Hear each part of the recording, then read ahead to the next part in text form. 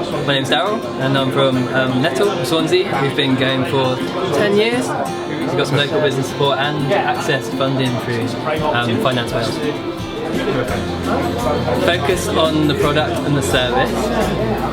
Do what you say you're going to do and let the rest take care of itself. In business, you should look for what you look for in a friend. So someone that's honest and there for you when you need them, and obviously again do what you say you're going to do for them, so you get that, build up that mutual respect and a trusted relationship.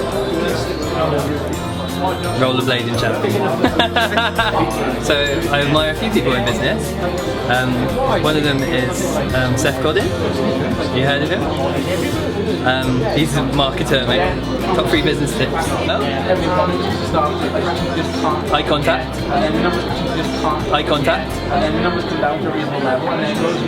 And to do what you say you're going to do.